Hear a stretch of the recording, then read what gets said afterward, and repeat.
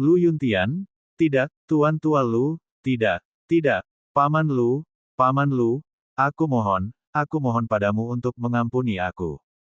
Ketika Qiu Cangkong melihat Lu Yuntian, dia berteriak histeris.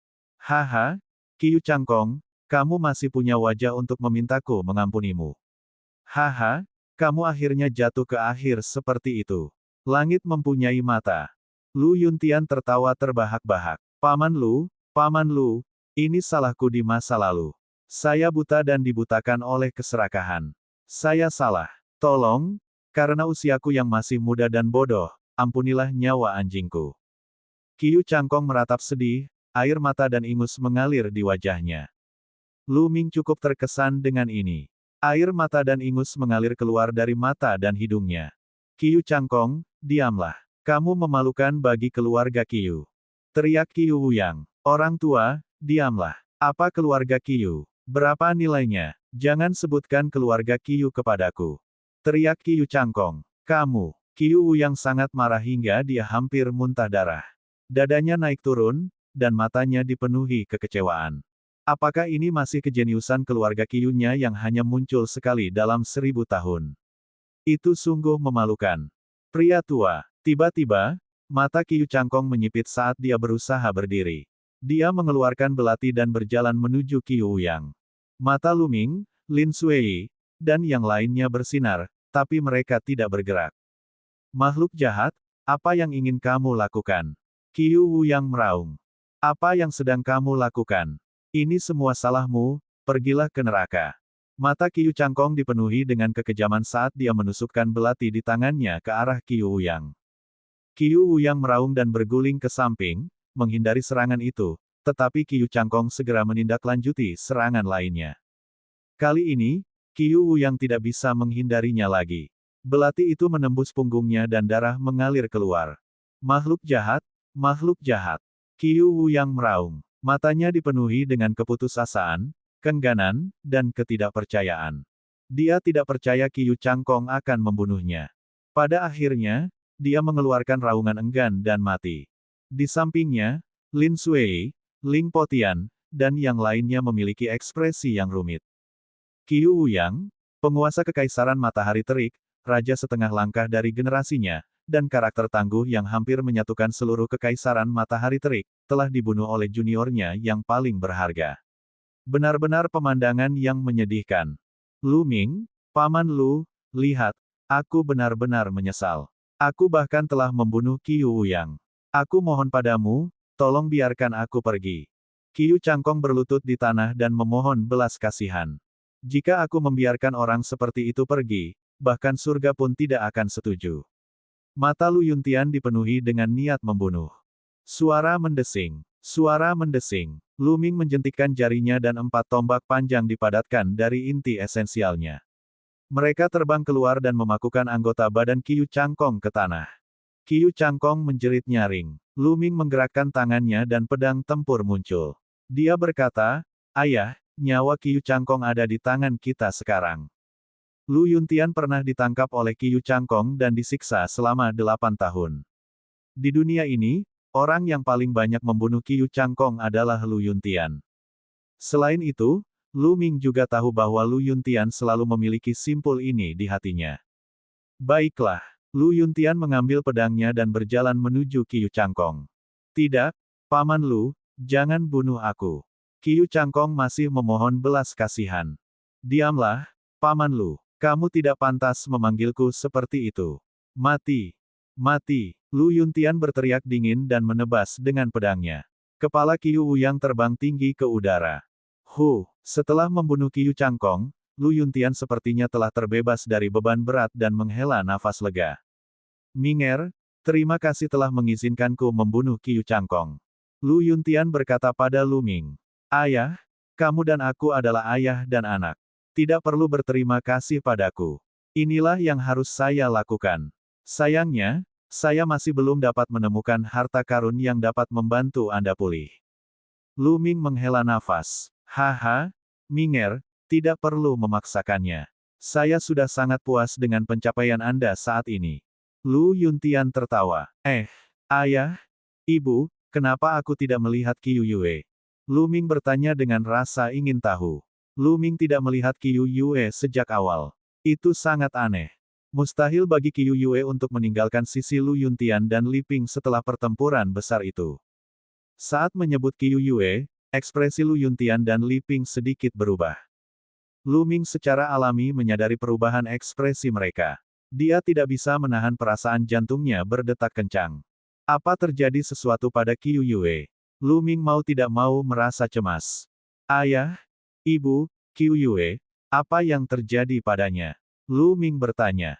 Minger, jangan khawatir. Qiu Yue baik-baik saja. Li Ping berkata dengan tergesa-gesa. Lalu kenapa aku tidak melihatnya? Ceritanya panjang. Ming, ayo kembali ke kediaman kita dulu dan bicarakan secara detail. Lu Yuntian menghela nafas. Baiklah. Kemudian, Lu Ming melambaikan tangannya dan kembali ke halaman tempat Lu Yuntian dan Li Ping menginap. Adapun masalah di luar, dia akan menyerahkannya kepada Lin Sui dan yang lainnya untuk ditangani. Setelah kembali ke halaman, Lu Ming, Lu Yuntian, dan Li Ping duduk di bangku batu di halaman. Minger, Qiu Yue pergi 3 bulan lalu. Li Ping menghela nafas. Ada sedikit keengganan di matanya. Dia pergi. Kemana dia pergi? Lu Ming bertanya. Minger, seperti ini. Sekitar 3 bulan lalu, seorang wanita parubaya tiba-tiba muncul. Dia mengatakan bahwa dia melihat bakat Qiu Yue dan bahwa garis keturunan Qiu Yue cocok baginya untuk mewarisi warisannya. Dia ingin mengambil Qiu Yue sebagai muridnya dan membawanya pergi dari tempat ini. Lu Yuntian menjelaskan. Ada hal seperti itu. Lu Ming sedikit terkejut. Itu benar. Menurut wanita parubaya itu, dia berkeliling dunia untuk mencari penerus yang cocok. Dia menemukan Qiu Yue berdasarkan resonansi garis keturunannya dan bertekad untuk menjadikan Qiu Yue sebagai muridnya. Pada awalnya, saya dan Qiu Yue menentangnya, tetapi kemudian, wanita parubaya itu mengungkapkan metode yang mengejutkan. Dengan lambaian tangannya, hari tiba-tiba berubah menjadi malam. Hal yang paling menakjubkan adalah dia dapat mengobrak-abrik ruang tersebut. Itu hanyalah teknik ilahi. Melihat teknik lawan yang luar biasa, saya memutuskan untuk membiarkan Qiu Yue pergi bersamanya. Lagi pula, itu bagus untuk Qiu Yue. Kata Lu Yuntian. Apa? Dengan lambaian tangannya, dia bisa mengubah siang menjadi malam, dan dia bahkan bisa menembus angkasa. Lu Ming sangat terkejut. Teknik macam apa ini? Itu terlalu menakutkan. Itu benar. Namun, gadis itu, Qiu Yue, hanya ingin menunggumu kembali dan tidak mau mengakuimu sebagai tuannya. Pada akhirnya, dia dibawa pergi secara paksa oleh wanita parubaya itu. Kata Lu Yuntian. Diambil secara paksa. Ada kilatan dingin di mata Lu Ming. Itu benar, tapi Minger, kamu tidak perlu khawatir. Saya pikir wanita itu benar-benar ingin menjadikan Qiu Yue sebagai muridnya. Dia seharusnya tidak mempersulit Qiu Yue.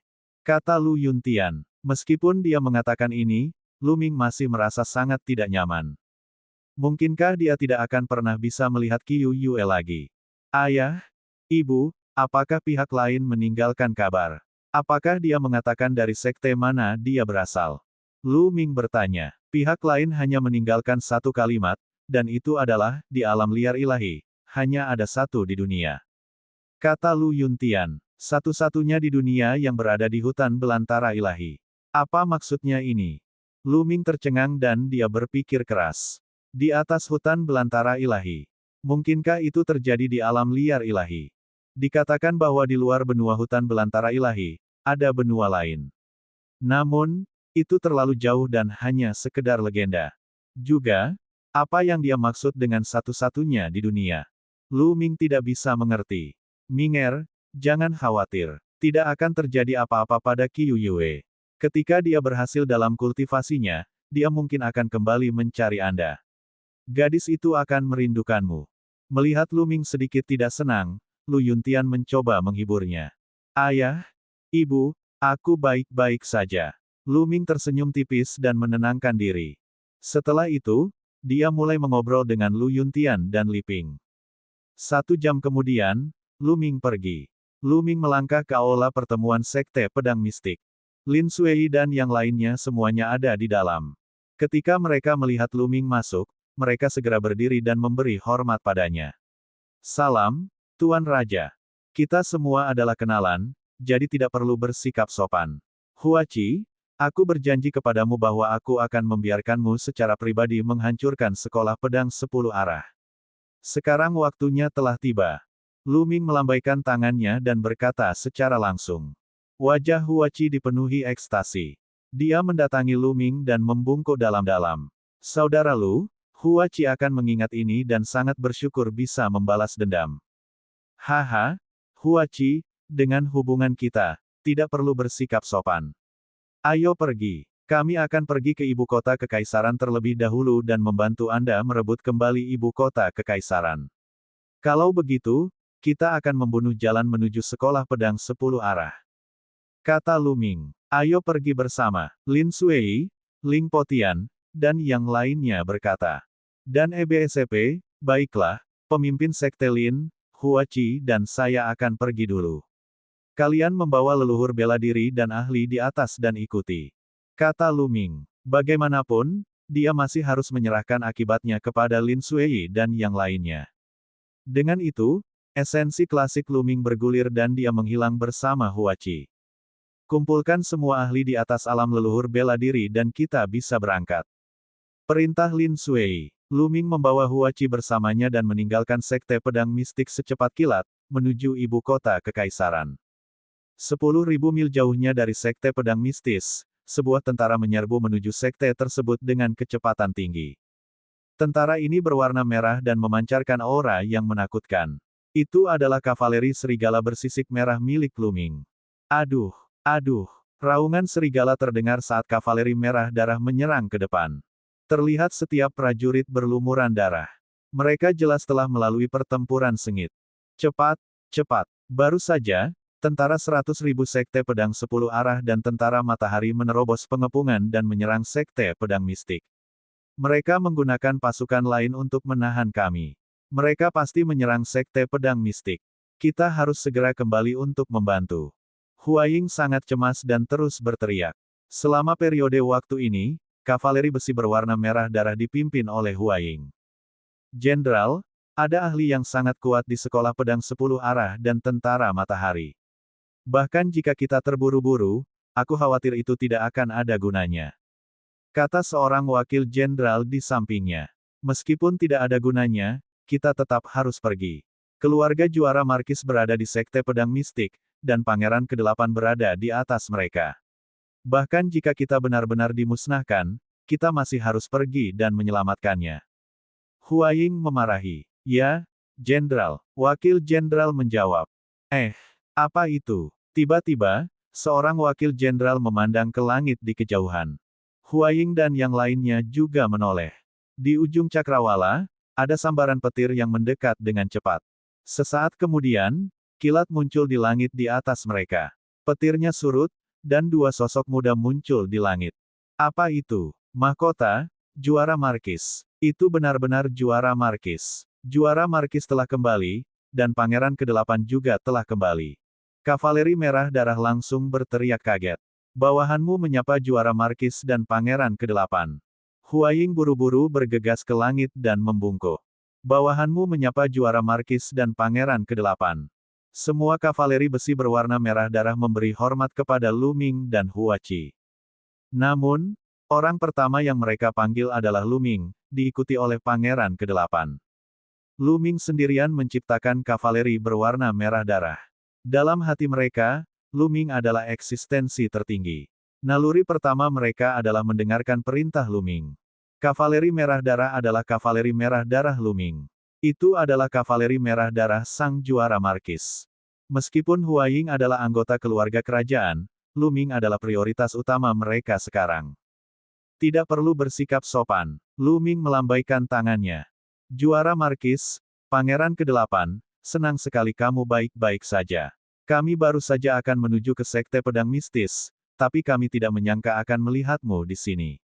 Apakah sekte pedang mistik telah dikalahkan?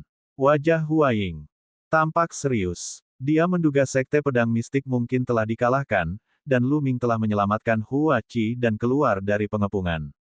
Ya, perang dengan sekte pedang mistik telah berakhir. Huachi mengangguk. Apa, mungkinkah sekte pedang mistik telah dimusnahkan sepenuhnya? Ekspresi Huaying berubah. Jika memang demikian, maka situasinya sudah benar-benar berakhir. Hanya dengan orang-orang ini, mereka tidak akan bisa menimbulkan gelombang sama sekali. Mereka hanya bisa mundur ke perbatasan secepat mungkin. Anda salah. Perang dengan sekte pedang esensi mistik telah berakhir. Yang benar-benar dimusnahkan adalah sekte pedang 10 arah dan tentara matahari. Juara Markis dan aku sedang menuju ke ibu kota kekaisaran sekarang untuk membunuh Raja Surgawi, pengkhianat itu. Kata Huachi. Apa? Huaying dan yang lainnya tercengang. Mereka tidak mengharapkan hasil seperti itu. Saya lupa memberitahu Anda bahwa juara Markis telah menerobos ke ranah raja. Bagaimana badut dari sekolah pedang 10 penjuru bisa menjadi lawannya? Kata Huachi. Apa? Raja? Seorang raja. Semua kavaleri berwarna merah darah tercengang, mata mereka membelalak saat melihat ke arah Luming. Raja? Kata ini sepertinya memiliki kekuatan magis, dan membuat mereka semua tercengang. Setelah beberapa saat, tubuh mereka masing-masing gemetar karena kegembiraan. Mereka memandang Luming dengan kekaguman yang gila. Juara Markis, perkasa. Juara Markis tidak terkalahkan. Puluhan ribu kavaleri merah darah berteriak kegirangan. Jenderal mereka, panglima tertinggi mereka, sebenarnya telah menerobos ke wilayah raja. Mereka sangat bersemangat. Mereka adalah tentara yang dibangun sendiri oleh Luming. Mereka akan melalui suka dan duka bersama-sama. Kemuliaan Luming adalah kemuliaan mereka. Mereka tentu saja bersemangat. Mulai sekarang, kavaleri merah darah tidak hanya akan terkenal di Kekaisaran Matahari Terbakar, tetapi juga di 36 negara Kaisar Awan. Kavaleri merah darah, dengarkan perintahku. Luming berteriak. Bawahanmu ada di sini. Puluhan ribu kavaleri merah darah meraung, merasakan darah mereka mendidih. Pangeran ke-8 dan aku akan pergi ke ibu kota kekaisaran dulu. Kalian ikuti kami dan bunuh jalan menuju ibu kota kekaisaran. Luming memerintahkan. Ya, kami akan membunuh jalan menuju ibu kota kekaisaran. Kavaleri merah darah meraung. Ayo pergi. Kemudian, Luming membawa serta Huachi dan melanjutkan perjalanannya ke ibu kota kekaisaran. Di ibu kota kekaisaran, di dalam istana kekaisaran, nyanyian dan tarian dapat didengar. Di taman kekaisaran di ibu kota kekaisaran, Raja Surgawi Zen mengenakan jubah naga dan duduk di singgasana naga. Di sampingnya, ada beberapa selir cantik. Sedikit lebih jauh ke bawah, Huajie mengenakan jubah naga dan duduk di sana dengan ekspresi arogan. Pejabat sipil dan militer duduk di bawah.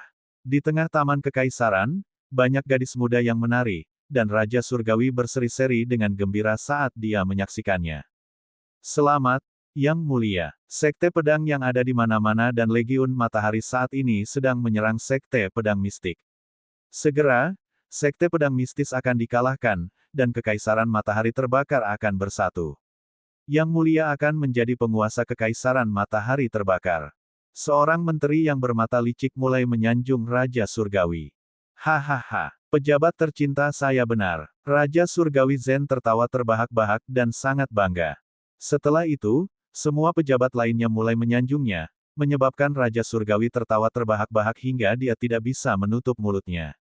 Saat ini, situasi kerajaan Matahari Terbakar tidak lagi dipertanyakan. Posisinya sebagai Kaisar Kekaisaran Matahari Terbakar hampir stabil, jadi dia tentu saja bahagia. Adapun apakah dia adalah boneka dari sekolah pedang 10 penjuru, siapa yang peduli? Selama dia duduk di singgasana Kaisar, dia bisa menikmatinya tanpa hambatan. Raja Surgawi Zen dikelilingi oleh wanita di kiri dan kanan. Tangannya menjelajahi tubuh kedua gadis cantik itu, dan dia merasa sangat baik. Saat dia merasa baik-baik saja, tiba-tiba, seorang pria kekar berbaju besi bergegas masuk dengan wajah cemas. Yang mulia, kabar buruk, kabar buruk. Pria kekar itu meraung. Wajah Raja Penindas Surga menjadi gelap, dan dia berkata dengan dingin, Su Feng, ada apa sampai kamu begitu panik?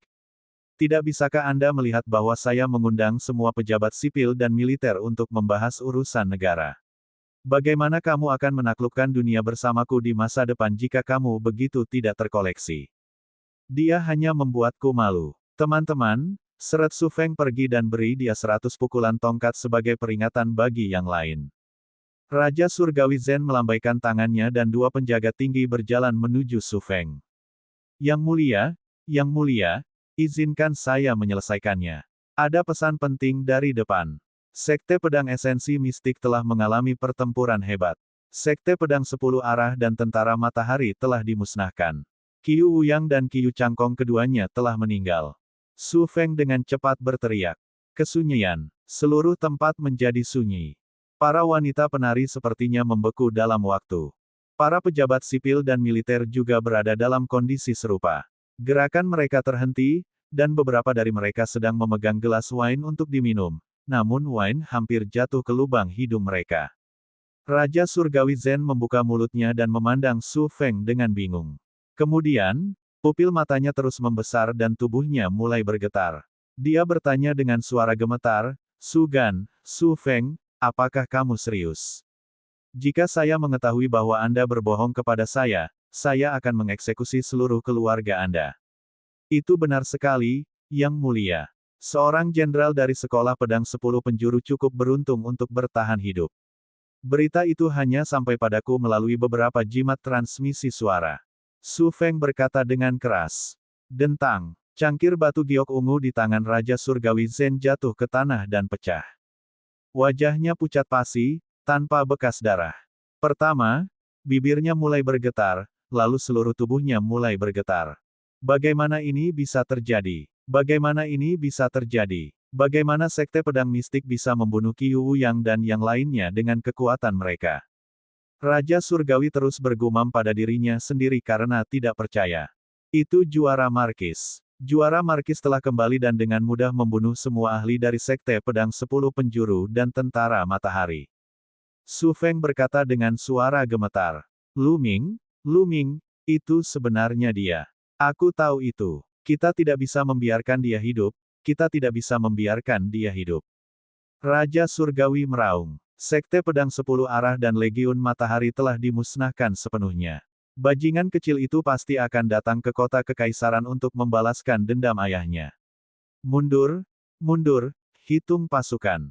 Juga, ambil semua harta karun dan mundur ke kekaisaran darah Zhao dengan cepat untuk mencari perlindungan dari rumah matahari besar. Raja Surgawi meraung. Tidakkah menurutmu sudah terlambat untuk pergi sekarang? Pada saat ini, suara dingin terdengar antara langit dan bumi. Lalu, dua sosok muncul di langit. Mereka adalah Lu Ming dan Huachi. Melihat Huachi dan Lu Ming, ekspresi Raja Surgawi berubah drastis. Dia memandang dua orang di langit dengan ngeri. Orang tua, hari ini adalah hari kematianmu. Aku akan mengambil kepalamu dan mempersembahkannya kepada roh ayahku di surga. Ketika dia melihat Raja Surgawi, mata Huachi memerah dan dia mengungkapkan kebencian yang mendalam. Bunuh mereka semua. Raja Surgawi meraung. Bas. 6 sosok bergegas keluar dari kerumunan, masing-masing memancarkan aura leluhur bela diri tingkat 9. Raja Surgawi Zen sebenarnya diam-diam merekrut 6 ahli alam leluhur bela diri tingkat 9. Ini sungguh luar biasa. Juara Markis yang mana? Pergi ke neraka. Seorang pria parubaya dengan ekspresi dingin dan galak menebas Lu Ming. Di saat yang sama, 5 orang lainnya muncul. Untuk sesaat, dunia menjadi sangat kejam. Roh Qi mendidih, dan semua jenis pedang Qi dan pedang Qi ditujukan ke Lu Ming. Dengan 6 pembangkit tenaga listrik Grandmaster seni bela diri tingkat 9 bergabung, bahkan sebuah kota besar akan langsung hancur. Mati. Mata Raja Surgawi dipenuhi harapan. Seorang badut, Lu Ming mengeluarkan suara samar. Dia berdiri diam di udara. Petir menyambar di matanya, lalu 6 petir ditembakkan. Bang. Dengan 6 suara tajam, 6 Grandmaster bela diri tingkat 9 di bawah Raja Surgawi berubah menjadi abu dan menghilang. Bang! Raja Surgawi jatuh ke tanah dan tubuhnya gemetar lagi, beberapa kali lebih banyak dari sebelumnya. Pejabat sipil dan militer lainnya berada dalam kondisi yang sama. Mereka memandang Lu Ming dengan ngeri. Di mata mereka, Grandmaster seni bela diri kelas 9 yang tak terkalahkan telah berubah menjadi abu hanya dengan satu tatapan tajam dari Lu Ming. Ini sungguh sulit dipercaya. Ini hanyalah sarana dari dewa. Itu bukanlah sesuatu yang bisa ditandingi oleh kekuatan manusia. Juara Markis Wudi, Hambamu Gao Chuan, menyambut kembalinya juara Markis dan Pangeran ke-8. Tiba-tiba, seorang menteri yang tampak licik berteriak dari bawah. Dia memandang Lu Ming dan Hua Qi dengan ekspresi menjilat. Apa? Lu Ming dan Hua Qi sedikit terkejut. Juara Markis, Pangeran ke-8, Anda tidak tahu ini, tapi saya selalu setia kepada mendiang Kaisar. Saya telah menanggung penghinaan untuk tetap berada di sisi Raja Penindas Surgawi, menunggu hari ketika Pangeran ke-8 kembali. Langit punya mata, Pangeran ke-8, kamu akhirnya kembali. Teriak Gao Chuan, wajahnya penuh sanjungan. Sial, Gao Chuan ini sangat cepat mengganti perahunya. Pejabat lainnya mengertakkan gigi. Oh, menurut apa yang saya tahu, ketika Raja Penindas Surgawi menyerbu ke ibu kota kekaisaran, Anda adalah orang pertama yang menyerah. Anda bahkan membuka gerbang kota dan membiarkan tentara penindas Raja Surgawi masuk. Hua Qi mencibir. Ekspresi Gao Chuan berubah drastis. Dia tersenyum dan berkata, Pangeran ke-8, kamu salah paham, kamu salah paham. Tidak perlu menjelaskan kepadaku. Turun dan jelaskan pada ayahku. Bas. Hua Qi menghunus pedangnya dan membelah Gao Chuan menjadi dua. Pak Tua, giliranmu sekarang. Hua Qi memandang Raja Surgawi. Qi Er, aku paman kekaisaranmu. Kami adalah saudara-saudara. Dalam hal ini, saya mohon Anda mengampuni saya kali ini saja. Teriak Raja Langit, menyelamatkanmu. Ketika kamu membunuh ayahku, kenapa kamu tidak berpikir bahwa dia adalah saudara-saudaramu? Sekarang kamu mengatakan bahwa dia adalah saudara-saudaramu. Kamu sangat tidak tahu malu. Mati. Mata Hua Qi bagaikan kilat saat dia mengarahkan pedangnya ke arah penindasan Raja Surgawi. Tidak, lindungi Kaisar. Penjaga, lindungi Kaisar. Raja Surgawi Zen mulai berteriak dengan liar. Namun, tidak ada yang bergerak. Semua orang duduk diam, tidak bergerak sedikit pun. Lelucon yang luar biasa. 6 ahli alam leluhur bela diri tingkat 9 telah meninggal dalam sekejap. Mereka tidak ingin mati. Hua Qi, bunuh. Lu Ming mengangguk pada Hua Qi. Pada saat yang sama, gelombang inti penting mengalir ke tubuh Hua Qi. Hua Qi merasakan tubuhnya dipenuhi energi. Orang tua, pergilah ke neraka. Hua Qi berteriak dan menyerang Raja Surgawi Zen. Kaulah yang akan mati. Melihat bahwa tidak ada jalan keluar, Raja Surgawi Zen memperlihatkan tatapan tajam di matanya. Dengan lambaian tangannya, pedang tempur lebar muncul di tangannya dan dia menebas Hua Qi. Budidaya Raja Penindas Surgawi tidaklah lemah. Dia telah mencapai alam leluhur bela diri tingkat 7. Hua Qi hanyalah seorang master bela diri kelas 9 yang hebat dan belum menerobos ke alam leluhur bela diri. Namun, pedang Hua Qi mengandung inti penting Lu Ming. Inti esensial berkali-kali lebih kuat daripada Qi esensial. Selain itu adalah inti penting Lu Ming. Puci. Pedang Hua Qi telah menghancurkan semua serangan Raja Surgawi Zen dan membelah dirinya dan pedangnya menjadi dua. Raja Surgawi Zen, mati.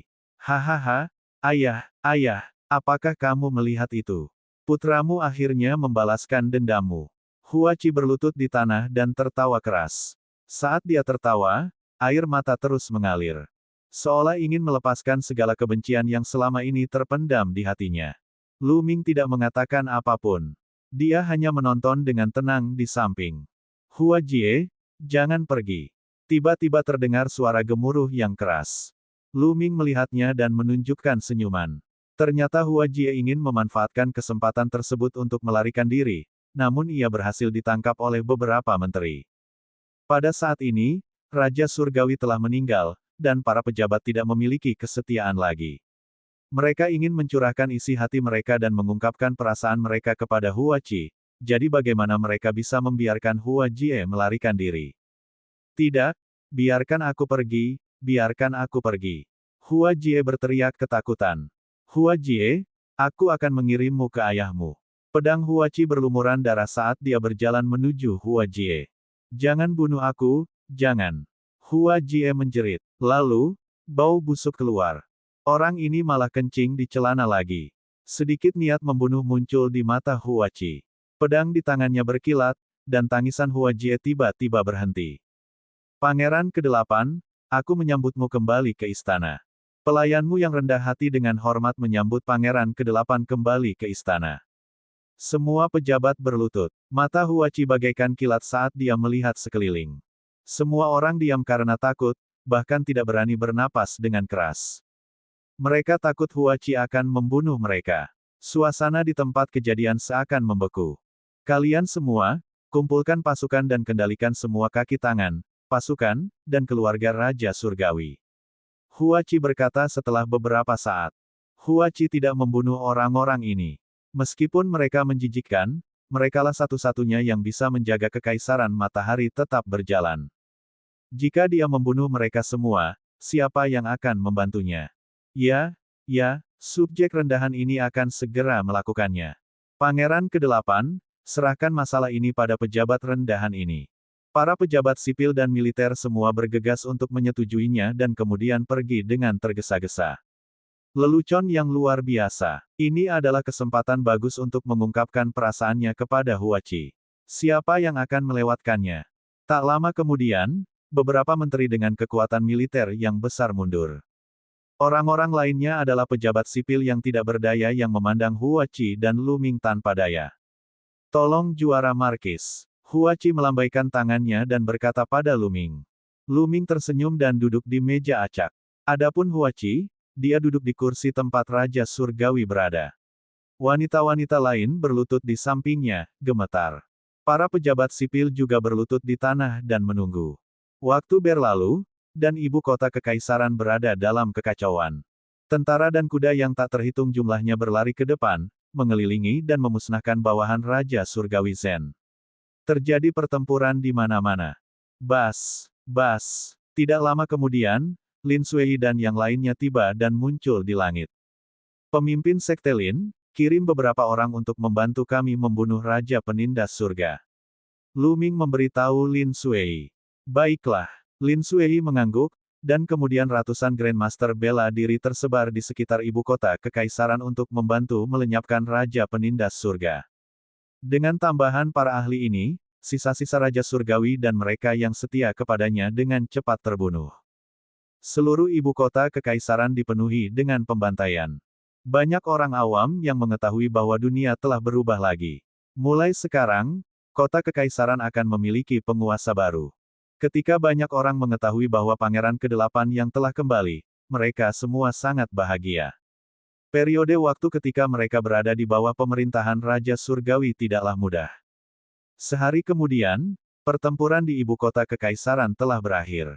Ibu kota kekaisaran telah sepenuhnya jatuh ke tangan Huachi.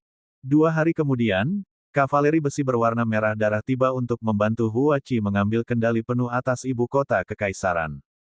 Dia akan menyerahkan sisanya pada Huachi.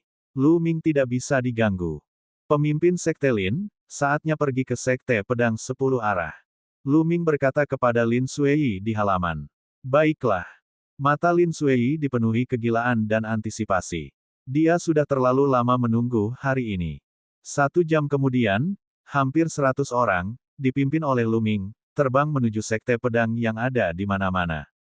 Sekte Pedang 10 Arah tidak jauh dari ibu kota kekaisaran. Jaraknya sekitar 10.000 mil. Mereka tiba sekitar 1 jam. Lebih dari 100 orang melayang di atas gunung 10 persegi. Aktifkan formasi pelindung sekte, segera aktifkan formasi pelindung sekte. Begitu Lu Ming dan yang lainnya tiba, raungan keras terdengar dari Sekte Pedang 10 Arah. Bas. Cahaya memenuhi seluruh sekolah. Prasasti berkedip-kedip, membentuk formasi pelindung sekte yang menyelimuti sekolah. Pedang ki yang tak terhitung jumlahnya bergerak. Formasi pelindung sekte ini mirip dengan formasi pelindung sekte-sekte pedang mistik, tetapi lebih kuat dan misterius. Jelas sekali bahwa sekolah pedang Si Fang telah menerima berita tersebut. Sepertinya masih banyak ahli yang tersisa di sekolah pedang 10 arah. Bahkan ada raja setengah langkah di antara mereka. Lin Sui dan yang lainnya berkata. Tatapan semua orang beralih ke Lu Ming. Mereka hanya bisa mengandalkan Lu Ming untuk mematahkan formasi pelindung sekte dari sekte pedang segala arah. Jika mereka pergi, mereka tidak akan bisa memecahkannya dalam waktu singkat. Cakar Lu Ming terkepal di udara dan tombak panjang terbentuk. Kemudian, tombak panjang itu menyerang sekte pedang yang ada di mana-mana. Pada saat yang sama, tombak panjang itu dengan cepat tumbuh seukuran gunung dan melesat ke arah sekolah pedang 10 arah. Blokir, blokir. Raungan keterkejutan dan kemarahan datang dari Sekte Pedang 10 arah. Pada saat yang sama, formasi pelindung sekte dari Sekte Pedang segala arah berkedip-kedip dengan liar. Beberapa pedang besar Ki melonjak ke langit dan meledak ke arah cahaya tombak Luming. Namun, saat cahaya tombak menekan, pedang Ki hancur seperti tahu. Ledakan. Cahaya tombak menghantam formasi pelindung sekte dari Sekte Pedang 10 arah. Bang, bang. Segera, semua fondasi formasi pelindung sekte di Sekte Pedang Sifang meledak. Jeritan terdengar saat orang-orang yang mengendalikan formasi terbunuh oleh serangan balik tersebut. Dengan satu gerakan, formasi pelindung sekte dari Sekte Pedang 10 penjuru hancur. Meskipun mereka tahu bahwa kekuatan tempur Luming sangat mengejutkan dan bahwa dia adalah raja yang tiada taranya, Lin Suei dan yang lainnya masih terkejut melihat pemandangan ini dengan mata kepala mereka sendiri. Dan EBSCP, pemimpin Sekte Lin, aku serahkan sisanya padamu. Kata Luming. Luming telah kehilangan minat pada pertempuran berikutnya. Baiklah, jangan khawatir. Lin Suei mengangguk. Mereka segera menyerang. Ini adalah pembantaian sepihak. 90% dari ahli Sekte Pedang 10 penjuru telah meninggal di Sekte Pedang Mistik. Bagaimana yang tersisa bisa menandingi Lin Suei dan yang lainnya? Ki darah memenuhi Gunung Sifang. Namun, Lin Suei dan yang lainnya tidak membunuh orang yang tidak bersalah. Mereka hanya membunuh para petinggi dari Sekolah Pedang 10 penjuru. Kebanyakan dari mereka adalah seniman bela diri yang berada di atas ranah master bela diri.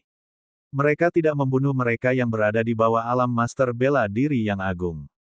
Itu karena seniman bela diri di bawah pangkat Grandmaster bela diri bukanlah ancaman besar. Dengan sangat cepat, Sekte Pedang 10 arah menjadi tenang.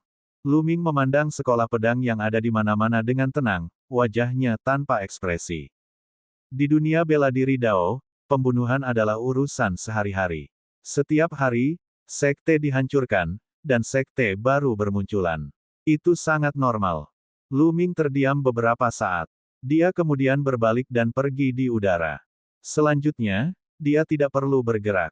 Lin Suei dan yang lainnya lebih dari cukup untuk menjatuhkan sekte Tianxia. Sebagian besar eselon atas dari sekte iblis surgawi telah mati di Sekte Pedang Mistik, sehingga mereka tidak dapat menghentikan Lin Suei dan yang lainnya. Menginjak udara, Luming melakukan perjalanan ribuan mil dalam sekejap dan menuju Sekte Pedang Mistik. Segera, dia kembali ke Sekte Pedang Mistik. Mata emas, setelah evolusi ini, dia mungkin akan memasuki alam raja. Di udara di depan gerbang gunung Sekte Pedang Mistik, Luming melihat kepompong darah yang tergantung di udara dan berpikir keras.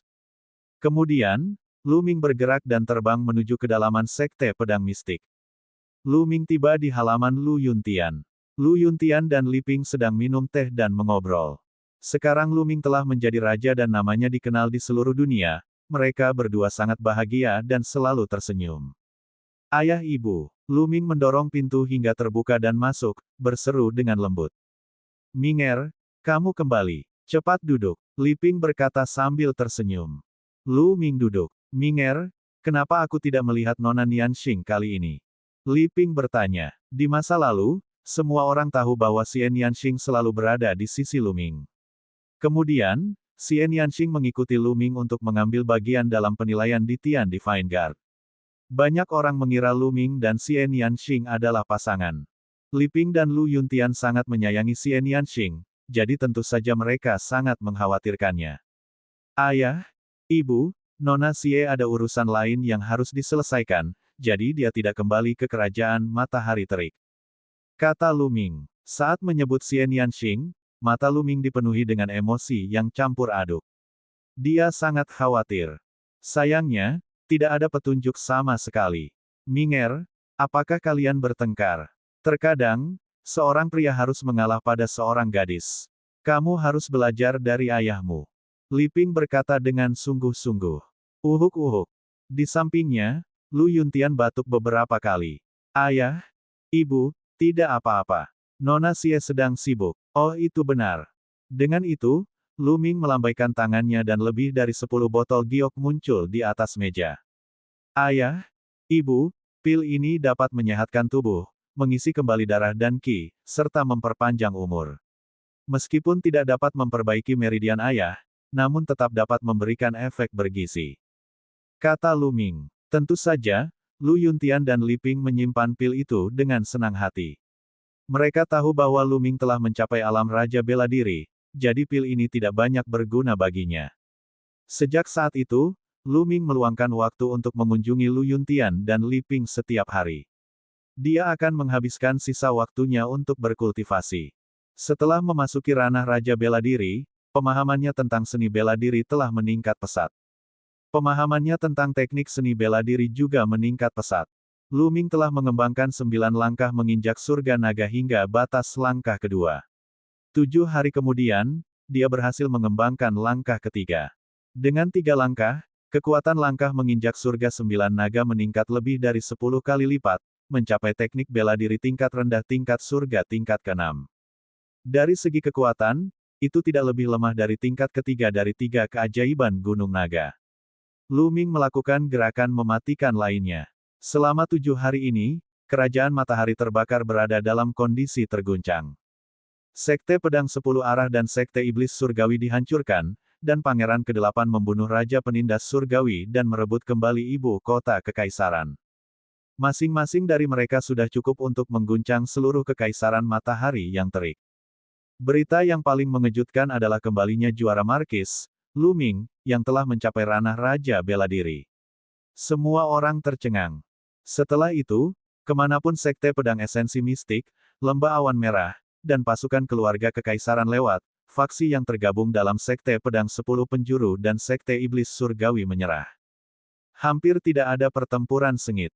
Setengah bulan kemudian, seluruh kekaisaran matahari terbakar berada di bawah kendali sekte pedang mistis, lembah awan merah, dan keluarga kerajaan. Kekaisaran matahari yang terik telah bersatu tidak seperti sebelumnya. Seperti kata pepatah, suatu negara tidak akan bisa hidup tanpa penguasa. Pada saat ini, banyak orang menyarankan agar Huachi mewarisi takhta dan menjadi kaisar kekaisaran matahari terik. Namun, Huachi tidak setuju. Dia menggunakan fakta bahwa kekaisaran matahari yang terik baru saja mengalami perang besar sebagai alasan untuk menolak.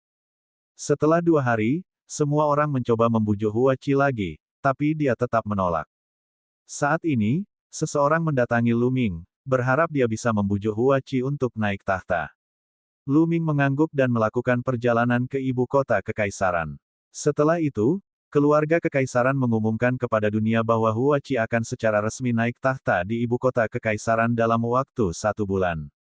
Pada saat yang sama, sekte pedang mistis dan lembah awan merah dinobatkan sebagai 2 tanah suci seni bela diri di kekaisaran matahari terbakar. Selain itu, Lu Ming dianugerahi gelar juara raja dan pembela jenderal negara. Keluarga Lu diberi gelar keluarga kelas 1, setara dengan keluarga bangsawan. Berita tersebut menyebar dan menarik perhatian dunia. Pasukan yang tak terhitung jumlahnya, besar dan kecil, bersiap untuk bergegas ke ibu kota kekaisaran untuk merayakan kenaikan takhta kaisar baru. Ini karena semua orang tahu betul bahwa Lu Ming berada di belakang Huachi.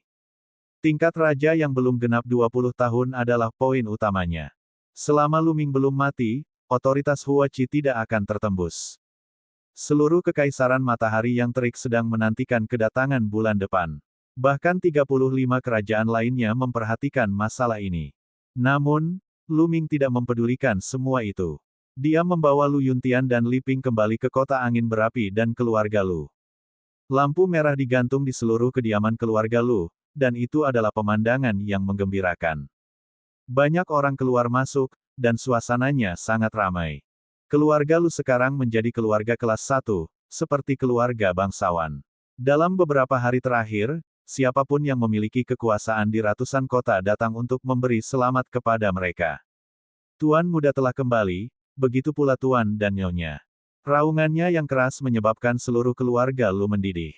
Tuan, Nyonya, Tuan muda telah kembali. Berita itu langsung menyebar ke seluruh keluarga Lu.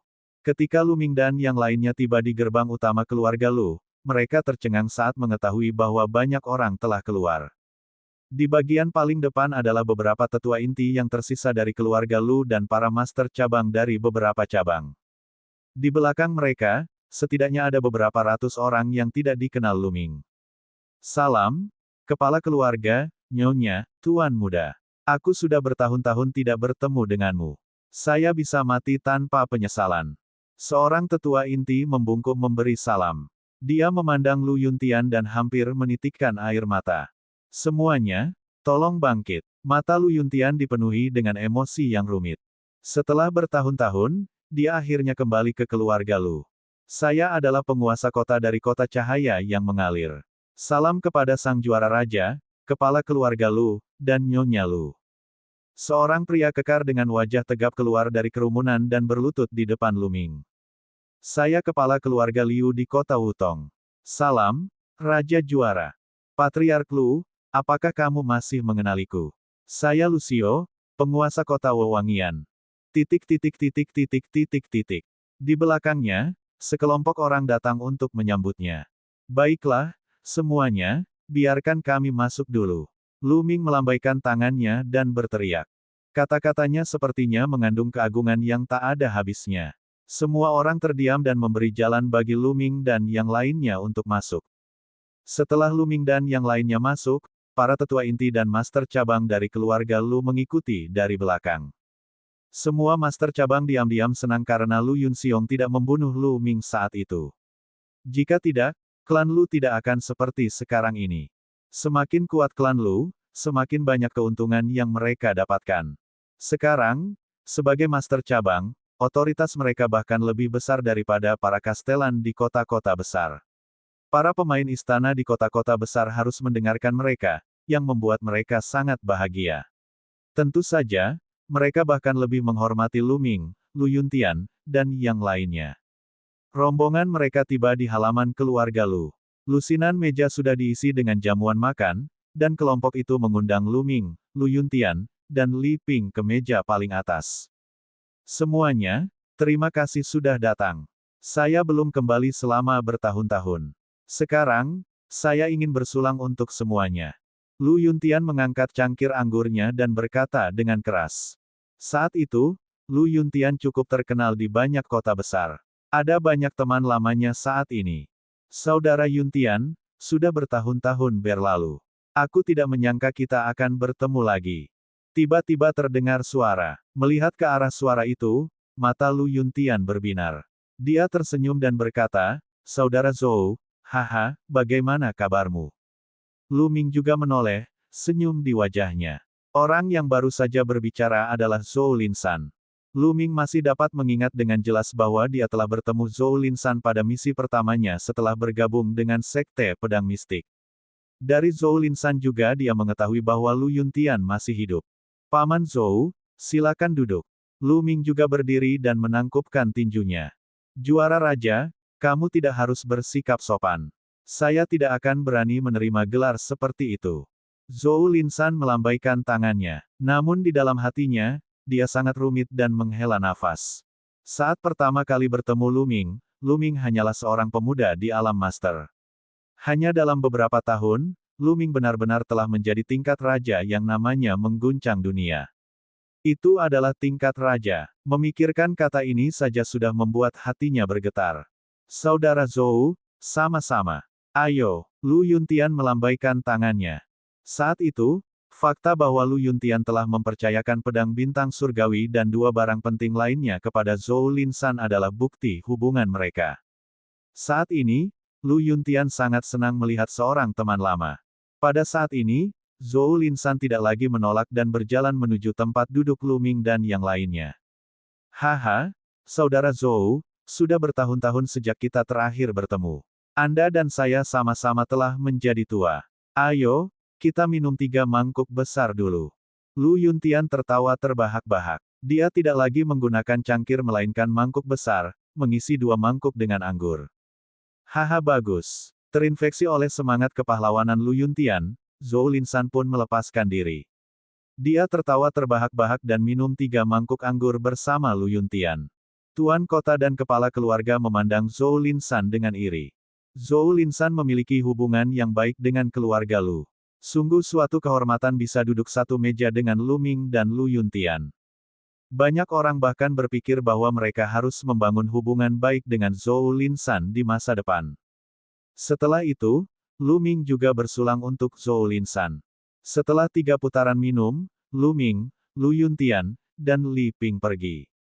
Yang lain terus minum. Dalam beberapa hari berikutnya, ada orang yang datang ke keluarga Lu untuk memberi selamat padanya. Lu Ming tidak bertemu satupun dari mereka dan fokus pada kultivasi. Adapun Lu Yuntian, dia akan bertemu dengan beberapa kenalannya. Seiring berjalannya waktu dengan lambat, pemahaman Lu Ming tentang alam niat menjadi semakin dalam. Namun, niat angin dan api masih jauh dari mampu menyingkat rune niat. Di sisi lain, mentalitas gunturnya meningkat pesat setiap hari karena kuali guntur. Di sisi lain, 3 kemutlakan Dewa Naga juga telah sepenuhnya stabil di tingkat ketiga. Namun, jika dia ingin berkultivasi ke tingkat keempat, dia harus menyingkat rune niat dari ketiga jenis niat. Sangat cepat, lebih dari 10 hari telah berlalu. Pada saat ini, orang-orang dari klan Lu sudah bersiap untuk berangkat ke kota kekaisaran. Keluarga Lu adalah tamu penting kali ini. Di sisi lain, Lu Ming telah membawa Li Ping dan Lu Yuntian ke ibu kota kekaisaran lebih awal dari mereka. Pada hari kedua di ibu kota kekaisaran, Lu Ming pergi ke aula bintang umum dan berjalan menuju Gua Bumi. Selama periode waktu ini, Star Hall secara umum sudah mulai beroperasi kembali. Para siswa yang belum pernah meninggal di masa lalu semuanya telah kembali ke aula bintang umum. Satu-satunya hal yang membuat Lu Ming penasaran di Kekaisaran Matahari Terik adalah Gua Bumi Ion. Ada 13 tingkat di Gua Bumi, dan konon dibuka oleh Raja Keluarga Kekaisaran. Konon hanya Raja yang bisa memasuki level 12 dan 13. Selain itu, ada pepatah lain yang mengatakan bahwa keluarga kerajaan tingkat ke-13 bukanlah batasnya. Sebab, dengan kekuatan raja itu, dia hanya bisa membuka level ke-13. Setelah itu, bahkan raja pun tidak dapat melakukannya. Segera, Lu Ming tiba di pintu masuk Gua Bumi. Lu, tidak, sang juara. Beberapa pria kekar di gerbang terkejut melihat Lu Ming. Mereka tergagap dalam waktu lama tetapi tidak dapat menyelesaikan satu kalimat pun. Lu Ming tersenyum dan masuk. Pada saat ini, beberapa pria kekar yang menjaga pintu akhirnya bereaksi. Siapa itu? Sarang. Dia benar-benar masuk begitu saja. Dia terlihat sangat arogan. Di sekitar mereka, ada pemuda lainnya. Seorang pria muda dengan wajah arogan berkata dengan sedikit ketidakpuasan. Kamu pasti buta sekali. Itu Lu Ming, sang juara raja. Anda tidak mengenalnya. Kamu murid baru yang baru saja bergabung belum lama ini. Di samping, seseorang memandangnya dengan jijik. Apa? Itu adalah Lu Ming. Tidak, itu juaranya. Idola saya, mengapa Anda tidak mengatakannya sebelumnya? Ya Tuhan, aku rindu idolaku begitu saja. Tidak, aku akan menunggunya di sini. Kesombongan di wajah pemuda itu lenyap dan digantikan oleh kekaguman. Berita kedatangan Lu Ming di Gua Bumi menyebar ke seluruh aula bintang dalam sekejap. Banyak orang mengepung Gua Bumi. Beberapa pemuda yang sedang berkultivasi secara tertutup buru-buru mengakhiri kultivasinya dan bergegas ke Gua Bumi setelah menerima kabar tersebut. Kebanyakan dari mereka adalah perempuan. Lu Ming, yang mencapai ranah Raja Bela Diri sebelum usia 20 tahun, belum pernah terjadi sebelumnya dalam sejarah 36 negara Kaisar Yun, apalagi Kekaisaran Matahari Terik. Gadis-gadis muda semuanya mengagumi pahlawan dan menyukai orang-orang jenius. Lu Ming adalah seorang jenius yang tiada taranya. Tentu saja, banyak gadis muda yang mengagumi dan menyukainya. Banyak orang menunggu di luar Gua Bumi. Tentu saja, Lu Ming tidak tahu bahwa dia telah menimbulkan sensasi yang begitu besar. Dia terus turun tanpa henti. Segera, Lu Ming tiba di tingkat ke-9. Pada titik ini, ki spiritual api sangat kaya dan kejam. Orang-orang biasa tidak bisa berkultivasi di sini sama sekali, karena meridian mereka akan terbakar oleh api spiritual ki yang ganas. Namun, bagi Lu Ming, sedikit energi spiritual yang membara ini seperti wajah Buddha ditiup angin musim semi. Dia tidak merasakan apapun. Dia melanjutkan ke bawah. Ketika dia tiba di lantai 10, dia merasakan ki spiritual api di sana beberapa kali lebih padat dan lebih ganas daripada lantai 9. Lu Ming tidak berhenti dan terus turun. Level 11, level 12. Ketika Lu Ming mencapai lantai 12, ekspresinya sedikit berubah. Ki spiritual api di sini sudah mencapai tingkat yang berlebihan. Ki spiritual api yang tak ada habisnya sangat kejam dan dirusak secara sembarangan. Dinding di sekitarnya telah sepenuhnya berubah menjadi kristal dan sangat keras. Lu Ming merasa bahwa bahkan raja setengah langkah pun akan terbunuh oleh ki spiritual api jika dia berkultivasi di sini. Hanya seorang raja yang bisa datang ke sini.